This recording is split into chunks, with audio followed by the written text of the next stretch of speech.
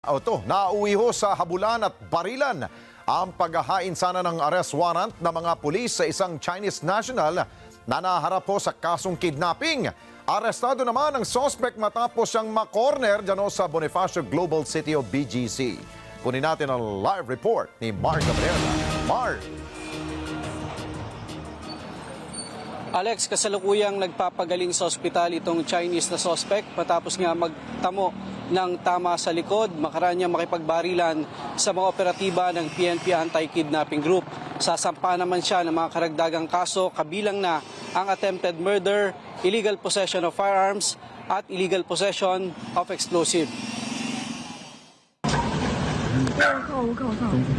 Bandang alas 8:30 kagabi nang makuha na ng video ang eksenang ito sa 31st Avenue sa Bonifacio Global City.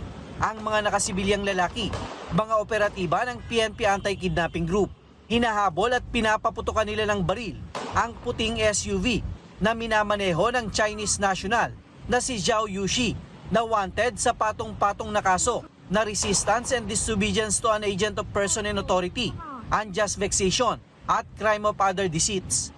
Nung sineserve na ng operatiba ng EKG ang warrant of arrest, na-notice niya na police, and then immediately tumakbo siya at pinaputokan niya ang ating kapulisan. Doon na nagkahabulan hanggang sa makarating sila sa area ng Bonifacio Global City. Na kung saan naman doon siya na corner at nakapasok siya sa isang dead end. So doon nahuli siya ng ating operatiba at may tama siya. Matagal na ring tinutugis ng mga operatiba ang suspect na nahaharap din sa kaso ng kidnapping for ransom. Kaugnay ito sa pagdukot sa isang Chinese national na si alias Teddy noong December 22, 2023. Lumalabas sa investigasyon na sa account ng suspect ipinadala ng pamilya ng biktima ang $80,000 o 4 na milyong pisong ransom. Pero hanggang sa ngayon, hindi pa rin natatagpuan ng biktima. Tinitingnan po natin yung anggulo, no? Kasi kung talaga may participation siya sa kidnapping, kasi base sa investigation namin, so most probably may kasama po siya. And dito malalaman natin kung sana makipagtulungan siya sa atin at malaman natin kung sino pa yung mga kasama niya.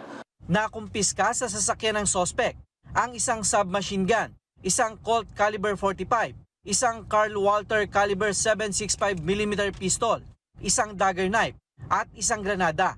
Dahil dito, mahaharap siya sa karagdagang kasong attempted murder, illegal possession of firearms at illegal possession of explosive. Inintay pa natin ang go signal from the doctor kung pwede na natin ma-interview.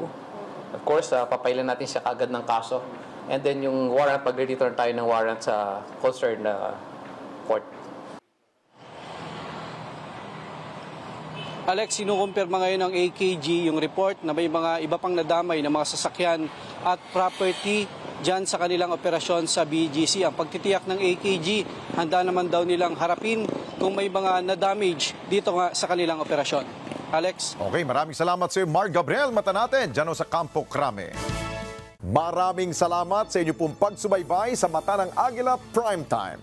Para malaman ang matatag, matapang at matapat na mga balita, i-follow lamang at mag-subscribe sa AtNet25 TV.